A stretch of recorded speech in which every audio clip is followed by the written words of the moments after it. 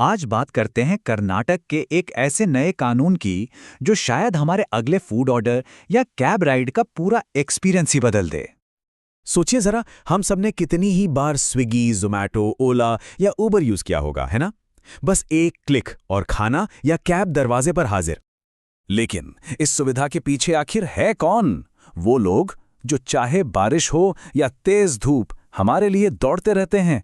पर कभी सोचा है कि जब वो बीमार पड़ते हैं या कोई हादसा हो जाता है तो उनकी सेफ्टी का क्या? उनकी सुरक्षा कौन करता है? यही तो सबसे बड़ा सवाल है। और बस यहीं से शुरू होती है गिग वर्कर की असली दुविधा। मतलब एक तरफ हमारी सुविधा और दूसरी तरफ उनकी सुरक्षा। इसी के बीच का ये संघर्ष है। देखिए, ये सिर्फ कुछ लोगों की कहानी नहीं है। देश में लाखों, जी हां, लाखों लोग गिग वर्कर के तौर पर काम कर रहे हैं और उनके पास इंश्योरेंस, हेल्थ बेनिफिट्स या पेंशन जैसी बिल्कुल कोई बेसिक सोशल सिक्योरिटी नहीं है। जरा सोचकर देखिए। लेकिन अब लगता है कि कर्नाटक सरकार इस पूरी तस्वीर को बदलने की कोशिश में है। उन्होंने एक ऐसा कानून पास किया है जो इन वर्कर्स के लिए कह सकते हैं, एक सेफ्टी नेट का काम कर सकता है।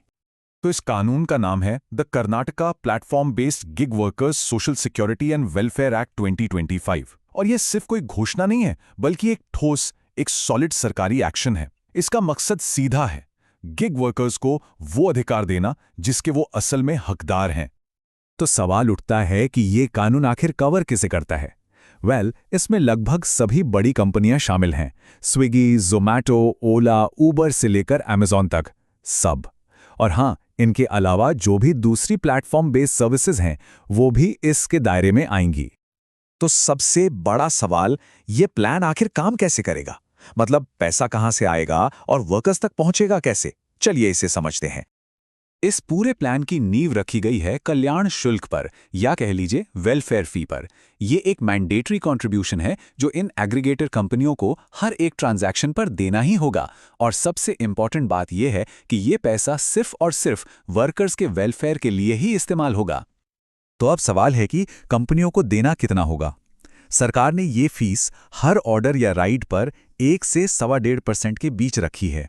मतलब अगर 200 रुपए का फूड ऑर्डर है तो कंपनी को वर्कर्स के वेलफेयर फंड में करीब 2 से 3 रुपए जमा करने होंगे। और ये पूरा प्रोसेस काफी सिंपल रखा गया है।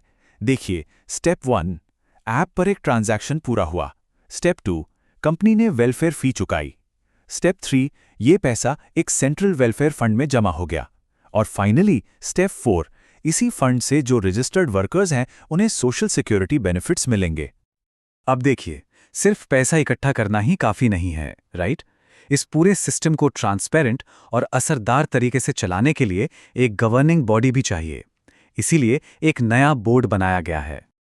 इस बोर्ड के चेयरपर्सन होंगे राज्य के लेबर मिनिस्टर, जो अभी संतोष लाड हैं। लेकिन सबसे इंपॉर्टेंट बात यह है कि सभी कंपनियों और सभी गिग वर्कर्स को 45 दिनों के अंदर अंदर इस बोर्ड के साथ रजिस्टर करना ही होगा। ये मैंडेटरी है और ये वाकई एक बहुत बड़ा और जरूरी कदम है। लेकिन रुकिए, कहानी सिर्फ कर्नाटक की नहीं है, ये असल में एक बड़े नेशनल ट्रेंड का हिस्सा है।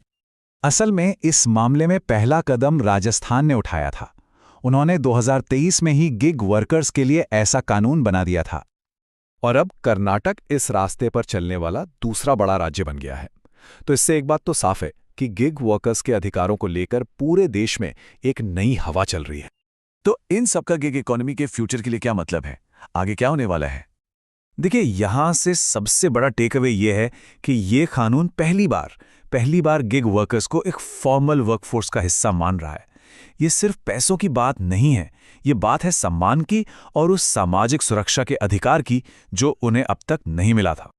और ये सब हमें एक बहुत बड़े सवाल पर लाके छोड़ देता है। क्या राजस्थान और कर्नाटक का ये मॉडल ही भारत की पूरी गिग इकोनॉमी का भविष्य है?